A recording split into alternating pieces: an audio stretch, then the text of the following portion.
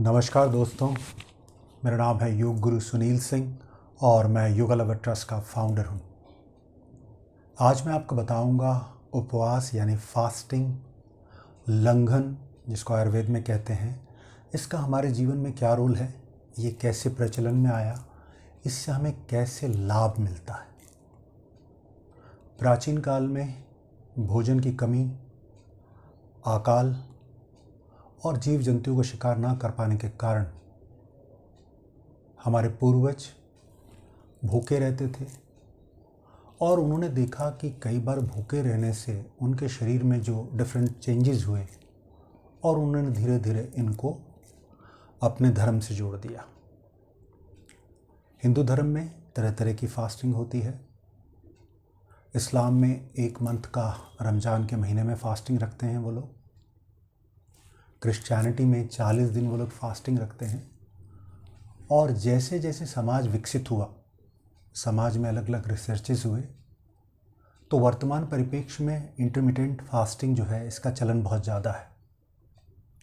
उपवास, लंघन या फास्टिंग हमें कैसे मदद करती है, सबसे पहले आप इसके लाभ जान लीजिए। जब हम फास्टिंग करते हैं तो हमारा जो शरीर है, जितने हमारे शरीर में टॉक्सिन्स होते हैं उनको बाहर निकालता है। हमारे शरीर का जो मेटाबॉलिक रेट होता है वो बढ़ जाता है। उससे हमारी जो बॉडी एक्स्ट्रा फैट होती है उसको यूटिलाइज करती है ऊर्जा के माध्यम से, तो हम अपने मोटापे को भी कंट्रोल कर सकते हैं। डिटॉक्सिफिकेशन फास्टिंग में होना, यूरिन के माध्यम से, ब्रेथ के माध्यम से, स्टूल के माध्यम से हमारे सिस्टम को अपने आप को साफ करने में आसानी होती है। उपवास हाई ब्लड प्रेशर के रोगियों के लिए बहुत लाभप्रद होता है।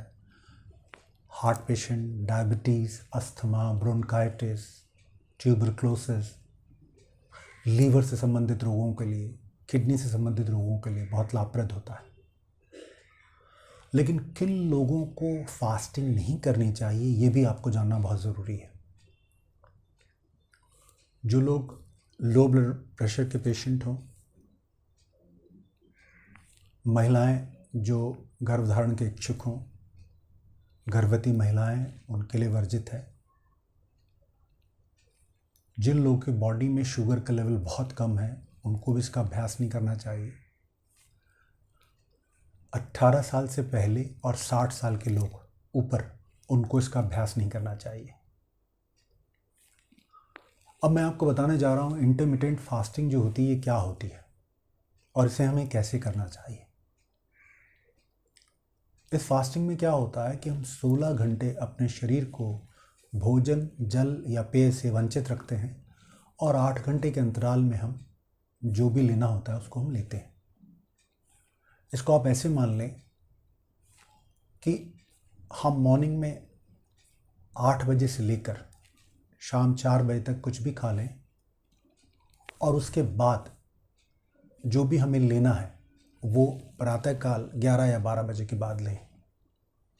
उससे क्या होगा, हम अपने शरीर को 16 घंटे डिप्राइव करेंगे ऊर्जाओं से, कार्बोहाइड्रेट से। तो हमारा शरीर अपने को चलाने के लिए जो एक्स्ट्रा फैट होगा उसको यूज़ करेगा और हमारे पूरे सिस्टम को डिटॉक्सिफाई करेगा। इंटरमिटेंट फास्टिंग जो है आपको ट्वाइस इन ए वीक करना चाहिए। 5 डेज़ आप अपना रेगुलर मील लीजिए जो आप खाते हैं और 2 दिन आप इसका अभ्यास कीजिए। वर्तमान में ये चलन है, जो लोग भी अपना वेट रिड्यूस करना चाहते हैं, जो लोग लाइफस्टाइल डिसऑर्डर्स से संबंधित जो डिजीज़ हैं उनसे बचना चाहते हैं, वो इस फास्टिंग को अपनाकर अपने जीवन में निरोग रह सकते हैं।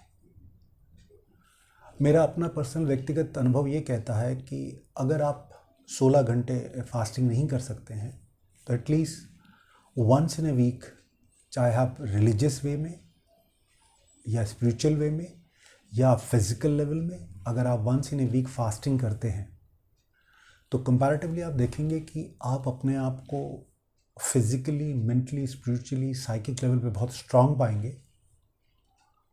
फास्टिंग में हम क्या करते हैं कि जो हमारी मनोवृत्ति होती है, जो हमारा क्रमिक या यंत्रवत मैकेनिकल कैरेक्टर होता है, उसको हम बदल देते हैं। हमारा यंत्रवत कैरेक्टर क्या है कि हम 3 टाइम का भोजन इतने सालों से कर रहे हैं, लेकिन एक पूरे दिन जब हम भोजन या नहीं लेते हैं तो उससे क्या होता है, हम अपने सेट पैटर्न को चेंज कर लेते हैं। तो मेरा हमेशा ये मानना है कि आप किसी भी धर्म को मानते हो, वंस इन ए वीक जरूर फास्टिंग करें। यदि आप इंटरमिटेंट फास्टिंग नहीं कर सकते हैं तो वंस इन ए वीक जरूर करें। आप देखिएगा कि कुछ समय बाद आपका जो शरीर है इतना फिजिकली मेंटली इतना स्ट्रांग हो जाएगा जिसकी आपने कभी कल्पना नहीं की होगी। अगले वीडियो में किसी और विषय के बारे में बताऊंगा, लेकिन उससे पहले आप हमारा चैनल सब्सक्राइब करना, लाइक करना ना भूलें। धन्यवाद। नमस्ते।